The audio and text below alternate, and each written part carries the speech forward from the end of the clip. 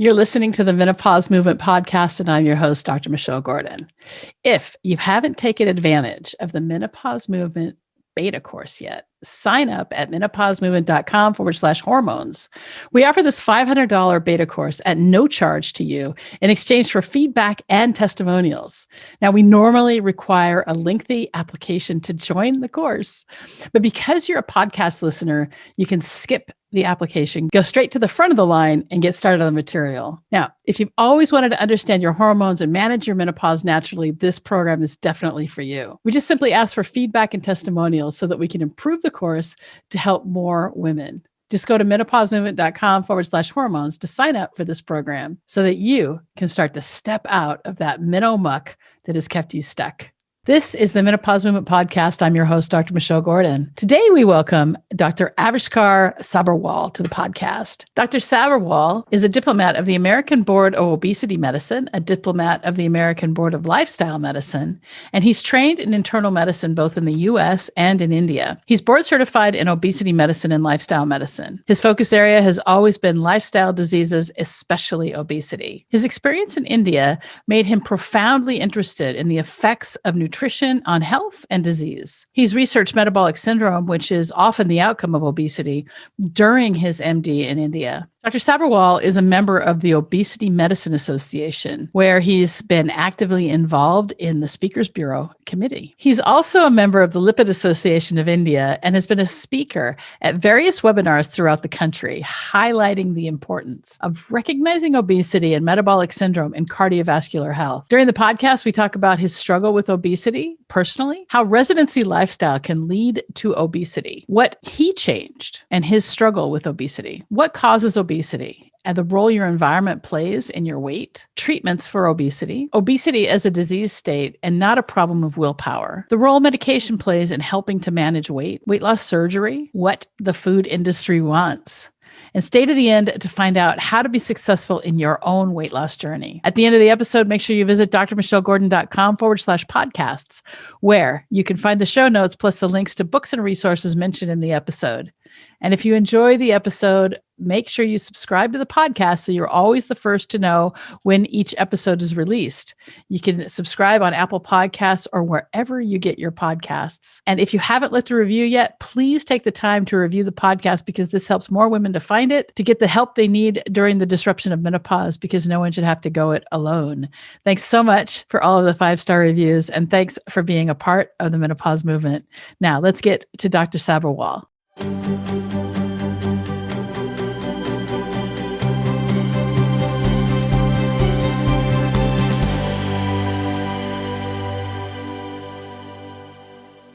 Dr. Sabharwal, thank you for coming to the Menopause Movement podcast. I'm super excited to have you here. You're an obesity expert. And, one of the biggest complaints that women have in menopause is, why can't I lose the weight?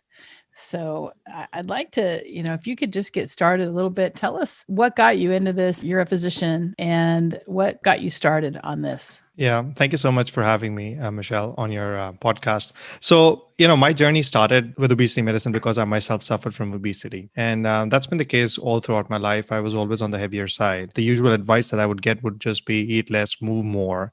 And that was the end of it. So during my training in India in internal medicine, actually, I reached my heaviest weight. And I decided that I had to do something about it. And at that point in time, I really didn't know much about obesity medicine per se, different types of diets that are available, what all you can do, this and that. So I basically decided I just need to change my lifestyle around, stop eating the ultra processed foods that I'm eating. And, residency is stressful as it is. So once that was all taken care of, once I finished that, I was like, okay, I need to change something here. Well, residency is, a medicine residency isn't as intense, I think, as a surgical residency because surgeons have to do trauma. But of course. One of the things that we used to say is that, you eat when you can, you sleep when you can. And I picked up this habit during residency and medical school probably too, during the last couple of years, where I would shovel food into my mouth as fast as I could. And there was always this urgency, just like eat. Right. Did you develop that habit as well? I mean, we were supposed to eat on the fly, right? I mean, if there's an emergency, you have to attend to that, obviously. And so we had to eat on the fly. We had to eat fairly quickly. But actually, a residency in India is still fairly rigorous compared to here. At least here, where there are hour limitations per week. These number of hours. There's no limitation in India, so you're No. working 36 hours straight, whether it's medicine, whether it's surgery, or whatever. So my diet was fairly crappy. Once I finished that, I decided I needed to change my diet around. I needed to change my entire lifestyle around. I did that. And thankfully, it worked for me. So I was able to go to a more of a whole food kind of a diet. And I started cooking everything at home pretty much. And I started exercising and I was fairly rigorous. I used to go for about 2 hours a day, which is probably not sustainable for everybody. It's not easy to carve out 2 hours in a day. So it worked for me. I was able to lose a lot of weight, but I did want to know what else is out there about obesity. Because even after having trained in internal medicine in India, unfortunately, obesity was not one of the topics that is really talked about. We talk about a lot of other diseases in medicine which we treat, but obesity as a disease is really not concentrated upon. And I just happened to Google obesity medicine. I was like, let me just see what's available online. And I was really surprised that there's a specialty obesity medicine that's out there. Well, I think that's really important, but I think it's important, I think, for us to talk about the fact that doctors, wherever they're trained, are not trained in nutrition.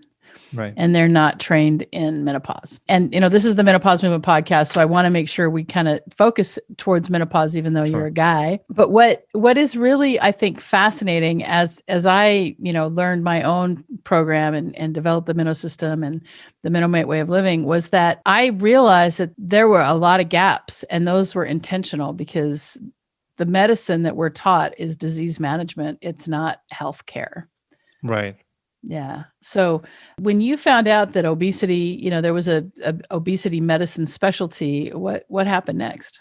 So I wanted to actually explore this. And I try to reach out to people over here in the US because it's fairly well developed in the US. But they wanted me to be trained in the US in internal medicine before I could do that. Obviously, that wasn't on my plan at that point in time to kind of come to the US and train all over again in medicine. But it so happened that I ended up coming to the US and I got trained in medicine again. And then I thought, well, let me just explore obesity medicine. And that's how I landed with obesity medicine. And really, it opened my eyes to the world of obesity as a disease and the nitty-gritties that are, that take place in our body, the changes that take place in our body with regards to obesity. So I just want to talk for 1 second about your training. You went through an internal medicine residency that was 3 years long in India. Yeah. And you chose to come to the US. And did you have to take all the tests again, the USMLE and everything? Yes. And do the residency again, another 3 years. I have a real problem with that. If you're trained, I don't understand why we can't just make sure that you're not dangerous. What is the deal with America? Well, it is what it is. I mean, I'm glad that I trained where I trained in the US. I mean, I got a good training over here. And I'm glad that I had done my training in India because that really gave me a good base when I came to the US. Mm-hmm. So, yeah. Was there a big difference in the training? To some extent, I would say, I think the difference I would say probably is more so that the training in the US and the disease management in the US is more investigation based. And that's because everything is mostly based on your insurance and everything is covered by the insurance. Yes. So, but in India, it's different. You really have to be creative about things. You really have to understand the disease. So I would say that that was probably more rigorous than my training in the US. Because in India, you really have to know the disease. Because a lot of times people will not have the money to pay for all the investigations that we do order over here in the US. Right. So you're talking about natural progression of disease. So somebody might present to you with blindness, but their underlying disease state may be diabetes. Correct. Because of how, because of the natural progression of that disease. Exactly, yeah. Okay, so then you went to understanding obesity as a disease. You got through your residency here in the U.S. Right. You got another board certification, paid all that money for all that stuff, and now you're practicing here. And now, did you do a fellowship in obesity medicine or no? What was after that? So obesity medicine, you can actually get, currently it's not a full-fledged program in itself, they're still developing it because it still is in its infancy of sorts. It's still, when I say infancy, of course, the research has been there for a very long time. And there's plenty of data out there. But in terms of it being as a full-fledged program, there are a few programs that do offer fellowship, but there is also the CME route where you kind of get trained in all of this, and then you have to take the exam. Of course, there's a board exam, and just like any specialty. And then once you clear the exam, that's when you get board certified in obesity medicine. So I did take the CME route in this, and that was primarily because of the way my visa issues and whatever are over here currently. But yeah, actually, I'm in talks with people to kind of see if I can do that and do the fellowship part after the boards. I'm already certified, so now I want to go back and do this because I think that's also very important. Okay. What causes obesity? Let's start with that. So obesity is a hormonal disease, and it's primarily the changes that occur in our body with regards to our hormones that cause this. And there are certain things that go into this. For example, some of your genes may predispose you to having obesity, but then the environment that we're in right now, we call it the obesogenic environment, that plays a big role. And what ends up happening is your hormonal milieu, because of whatever your genetic predisposition and this and that is, it in conjunction with the environment causes you to have this disease of obesity. So that's putting it very simply. Okay. And so it's not my fault, it's my hormones' fault. Awesome. I love that. I would say it's a combination of everything. Okay. I'm still going to blame it on my hormones. And so, because what happens for women in menopause is a lot of them go about life and all of a sudden menopause hits and they put on a bunch of extra weight. And that truly is hormonal weight gain. And then the big complaint is, I can't shift the weight. I cannot shift the weight. And they try and try and try and try and try. And it becomes this negative spiral. And because they can't shift the weight, then they start to feel really bad about themselves and the negative self-talk and all of these things. And knowing that it's not their fault is really helpful, I think, and knowing that it's not my fault. So the next question then is, okay, so if it's not my fault, it's my hormones. What's one step I can take to kind of get over this and get back control over it? I wish the answer was as simple as just taking one step. I think it is very individual, and that's why we have this specialty of obesity medicine, wherein the management has to be individualized to the patient. It's not one size fits all. Just like with anything in medicine, one drug may work for you, the other person may be allergic to that particular drug. One type of a diet may work for you, it may not work for somebody else. But usually what we see is the data that we have suggests that a low carb diet is good, but there's also data for whole food plant-based diet that's good. And there's data for a lot of other diets that are good. There's data for intermittent fasting that it can work. So there's a lot of data out there. So you have to find something that you can work with. Now, a low carb diet may work for you and it may be great for you. A ketogenic diet may be great for you. You may lose a lot of weight on a ketogenic diet. But then if you're not able to sustain it, then you're not going to be able to sustain the weight loss. And if you're not able to sustain the weight loss, if you gain the weight back, which can happen if you're not consistent with the diet, then what ends up happening is the next time you try to lose the weight, it's going to become even more difficult. Okay. So it sounds like what you're saying is that when it comes to weight loss, while there is no one size fits all answer, it's super important to choose something that you can live with for probably ever. Yes. Yeah. It's a lifelong process. Right.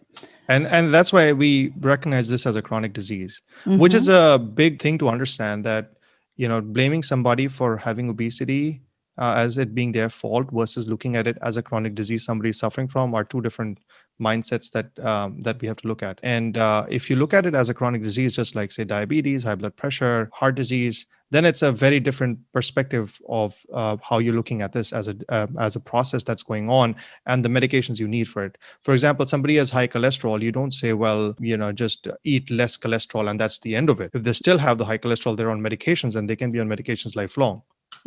If somebody has had heart attack, then they're going to be on the medications lifelong. Yeah. What do you think is the role of medication when it comes to managing obesity then? So medications usually form an adjunct in the management of obesity.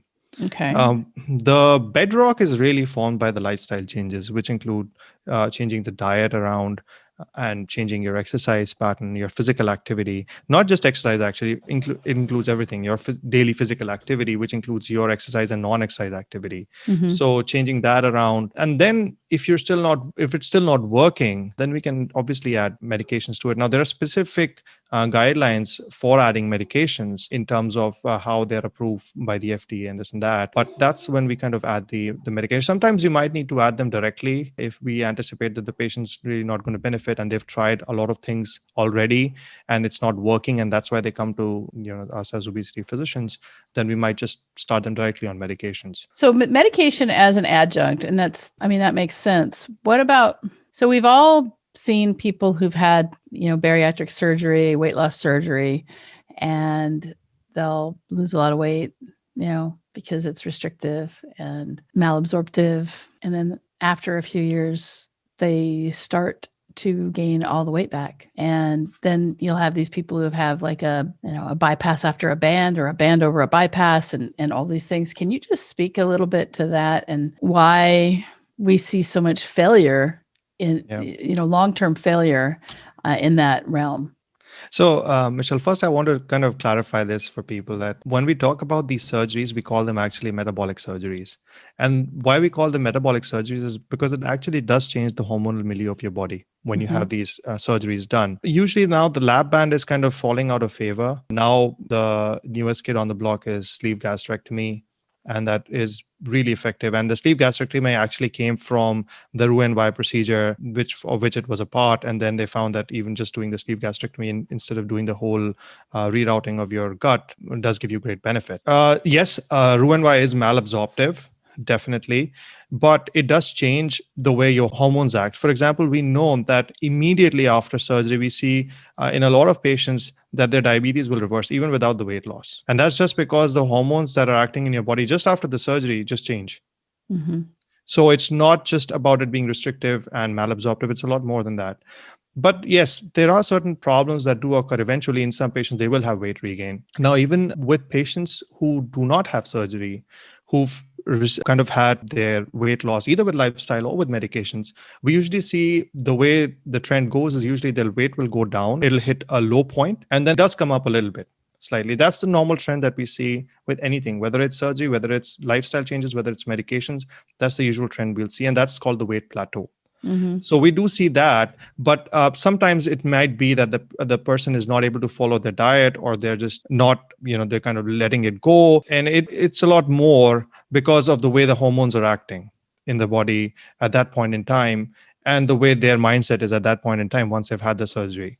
So that also may play a role in there. You can't really downplay the role of mindset when it comes to any lifestyle change. I mean, if I'm motivated enough to change my body irreparably, I would want to commit to that lifestyle forever. And what I find, and I don't know if I don't really understand it. I think it's a psychological problem where, people will have these restrictive operations or these malabsorptive operations, and then they go and eat Happy Meals. Right. And I mean, you see it over and over and over, and that may just be the addiction of fast food. I don't really know. I want to be clear. If you're somebody who's had a weight loss operation and you've struggled with weight regain, again, it's probably not, 100% your fault because you've got a hormonal problem. At the same time, what we put in our mouth is probably the most important thing. It's the single most important thing that affects the outcome of our lives, from how we think to what our bodies look like. And, back in the day, or way, way, way back in the day, Hippocrates said, "Let food be thy medicine." Yeah. And the best thing that you can put into your mouth is a non-processed whole food. And when you start doing that and doing that regularly, there are a lot of really good things that can happen for sure, right? I think it's a little more complex because all of these ultra processed foods also act on addictive pathways. And so the problem is not just the fact that it's not just about the willpower. There's a lot more there, because remember, there are billions of dollars being pumped into this market, the food industry, advertising, marketing these hyper palatable foods that we call them, or ultra processed foods as we call them. And that's primarily because the scientists behind this already know that how they act. So they do act on our addictive pathways. And just like any addiction, the hyperpalatable foods do activate those pathways. Mhm. So it may not be just about controlling yourself or just about willpower, because if that were the case, then we would talk about that for people who are suffering from alcohol addiction or, say, heroin addiction or any other addiction. Yeah, I don't think it's about willpower 100%. I didn't mean to imply that at all. It's never just about willpower. I mean, Yeah. we have, there are food scientists out there that their only job is to make the foods at the fast food restaurants more delicious and more desirable. Of course. And they want you to be hungry in 10 minutes afterwards so that you will go and buy more. Absolutely. Pressed chicken and weird stuff. So you're right here in your outline, what is this fat gene you're talking about? There are a lot of genes that have been identified Mhm. for which are associated with obesity. And there's really one that is the most common that is found is called the FTO gene. People may have it or may not have it. But again, it's important to understand that even if you have, say, for example, this gene, and we don't usually test for it because commonly what we see in obesity is primarily a combination of you having a predisposition for obesity and then the environment really coming into play. And the treatment ends up being controlling the environment and controlling, with the help of medication, surgery, whatever, your internal environment as well. So even though there might be genes that are linked to it, it's important to understand that this epidemic of obesity that we've had in the last few decades, our genes have not changed in those last few decades. They've remained the same for millennia. Mm-hmm. So that's the important part to understand.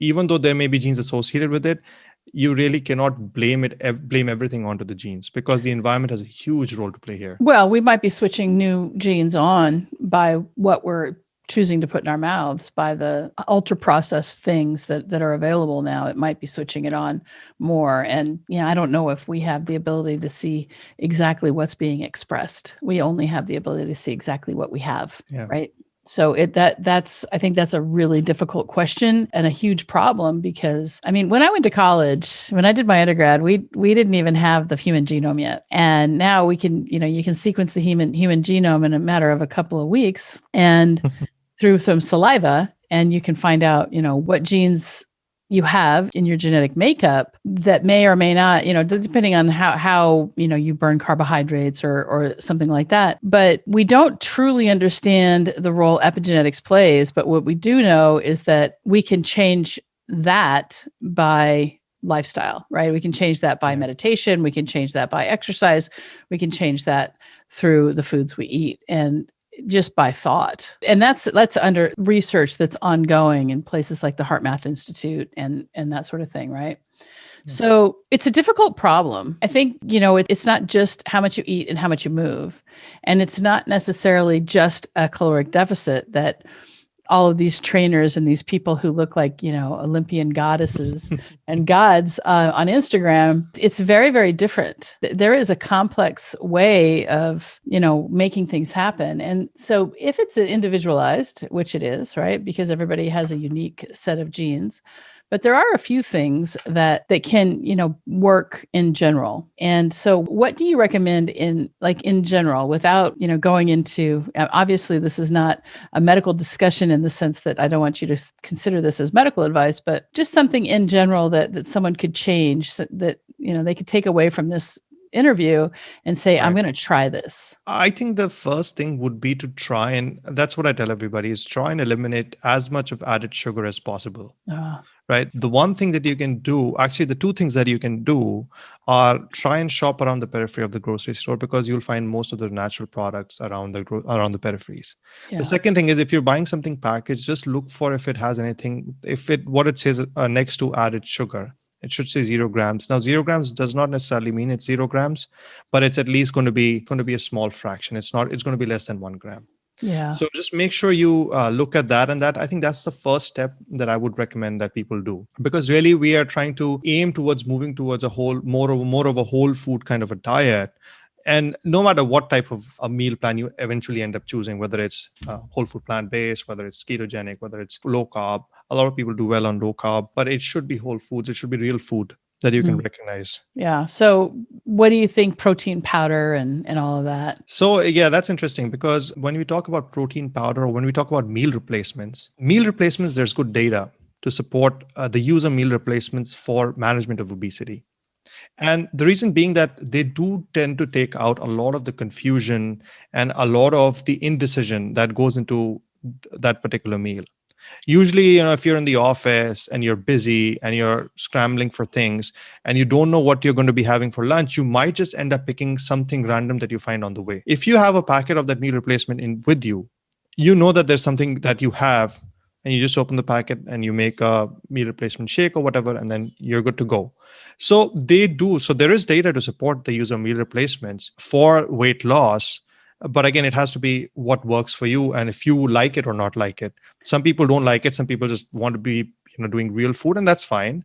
And some people are doing great on meal replacements and they want to be able to replace their meals with this meal replacement because it really fits into their lifestyle, and that's Mm. great too. That is really counterintuitive to the whole idea of whole foods, because that's highly processed stuff that may have added sugar, and especially seed oils, which we haven't even talked about yet. And seed oils like canola, and it doesn't matter where it comes from, like expeller pressed or not, sunflower oils, cottonseed oils, those things, they're really bad. They're pro-inflammatory. They cause all sorts of havoc in our hormones. And when our hormones come from fats, and when we're eating bad fats as the primary basis, then our hormones are going to get kind of out of whack.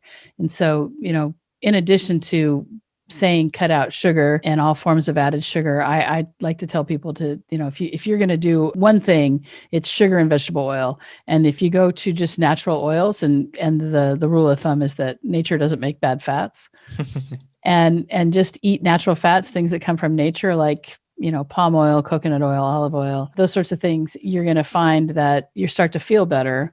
But it's more expensive because these seed oils are manufactured and they cost, they're cheap and they're flavorless. So I don't know what your experience is with seed oil. I think the whole fat conundrum is still it's still a big topic of debate in terms of what you should have and what you should not have. I mean, on the one hand, if you talk about whole food plant-based diet, then really if you look at the fats, the processed any kind of oil, whether it's olive oil, whether it's avocado oil, whether it's whatever oil, at the end of the day, it's kind of like an analog of sugar for fat, right? It's a refined product that's not available. You can't go and basically get oil off the tree. You really have to kind of process the food in one form or the other. Even if it's olive oil, you have to really crush the olives, get the olive oil, extract the olive oil out of it. So in one form, it's kind of like a refined form of that food. So if you look at it from that perspective, yeah, it's not a whole food. But having said that, there is data to support using the unsaturated, polyunsaturated, monounsaturated fats over saturated fats with regards to your cardiovascular health overall. Mm-hmm. So it's still not very clear. So what I would say is that yes, you may be okay using fats, but try to limit it. Yeah, see, I'm not on that. I don't believe that at all. That's where diet is. Food science has been so mired in industry and industry beliefs and industry gain, right? And so, somebody says, lower the fat intake, and fats, of course, have more calories. But if you don't have good building blocks for your hormones, you're not going to have good hormones. And so it's hard because of the belief that came with Ansel Keys. Yeah. And when Ansel Keys did his 7-country study, yeah, the 7 which was completely flawed, not a real study, and he wasn't even a food scientist. He studied eels, so not a real guy, not a real scientist. And I mean, but there is a lot of data to support the fact that seed oils are pro-inflammatory. And so, if you take nothing else away from this podcast, make sure that you really start looking for things like sunflower oil and canola oil and these highly processed oils, because part of the process of creating these oils is that they go through a plastic process, they become solid, and then they become liquid again, and in the way that they're through the hydrogenation process. So those are really, really horrible oils. And then when it comes to like regular oils, again, nature doesn't make bad fats. So if you want to, use beef tallow and lard and bacon grease and things like that, I mean, I grew up with that. Right. And I never had an obesity problem. It wasn't until, I gained weight with my son, and then I just never really lost it. Right. I don't think it's the fats that are, I know, which was initially what was portrayed was that fats are causing all the obesity problem, then this and that. I don't think it's necessarily the fats that are causing the obesity problem. And I don't think it's fair to pinpoint to one particular macronutrient. The problem that happens with the nutritional sciences is the fact that it's very hard to do actually a good study on this. Put somebody on a diet and it's a change in their lifestyle. For us, you can only do it for a short amount of time. People are going to always move back to their original way. And then again, monitoring it, knowing exactly what they're doing is very difficult. So in all fairness, doing any study in nutritional sciences is difficult, and it's going to be fraught with these challenges. The other aspect is also the fact that, when you start looking at macronutrients in there, just looking at the macronutrients in the food product that you're eating, you're really taking away all the other stuff that's in the food. And just concentrating on the macronutrient is also not fair to that food product that you're eating. Yeah, that makes sense. We've all seen, this big weight loss that can happen from a program like The Biggest Loser. And in the aftermath of The Biggest Loser, we see that these people who have gone through it and had this really, really restrictive diet, maybe 800 to 1,000 calories, plus tons and tons of exercise. A lot of them weren't able to sustain that. And then when they came home, if they went back to eating even something like 1,500 calories, they gained a lot of weight. Can you just speak a little bit to the role metabolism plays in weight loss? So absolutely. I think it's important to understand with any weight loss, whether you choose whatever kind of a diet, you're going to have a slowing of your metabolism regardless. So as you gain the weight, your metabolism does come up. The problem occurs that once you slow the metabolism down and you gain the weight back, it doesn't come back all the way up. So what ends up happening is that there's a deficit that's always going to be there. So the next time you try to lose the weight, it's going to be harder to lose the weight. And that's why yo-yo dieting is really not good for you, because each time you lose the weight and you gain it again, it's going to be difficult to lose it again the next time. And that's because your metabolism has slowed down. So that does play a role here. So if somebody wants to change their lifestyle because they really want to lose weight, but they love pizza, say. I love pizza. Yeah. So how do you, I don't want to leave this podcast with people thinking that it's hopeless, right? No, of course not. So how often do you have pizza? Probably once a week. Okay. You once a week. And do you eat as much pizza as you used to? So what I try to do is I try to make my pizza at home. Okay. That's the one thing that I do because I really enjoy cooking.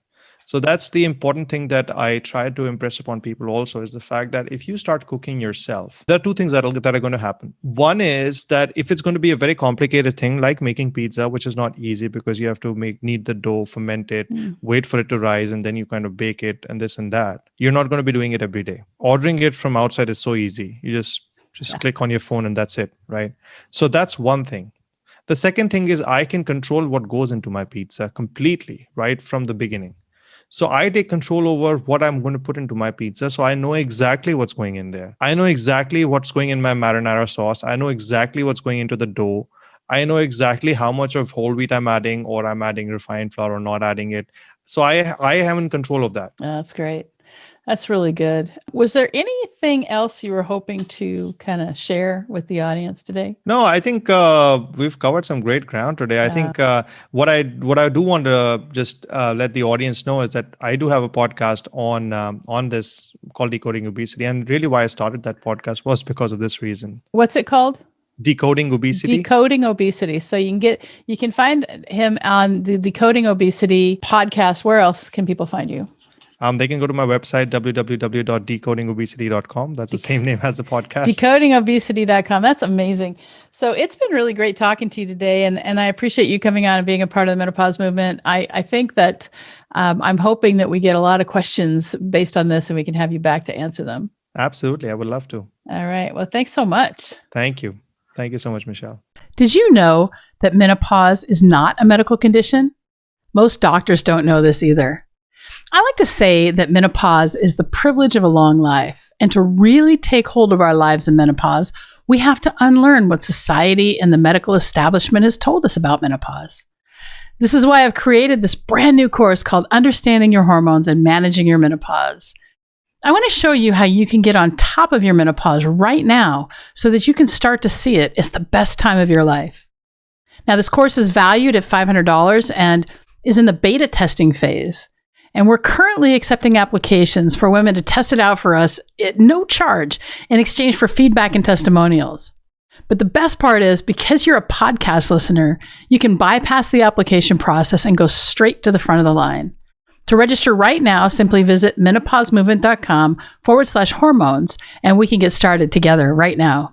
Remember, you can get started right now at no charge to you in exchange for feedback and testimonials when you go to menopausemovement.com/hormones. And I'll see you inside the course. Thanks so much for being a part of the Menopause Movement.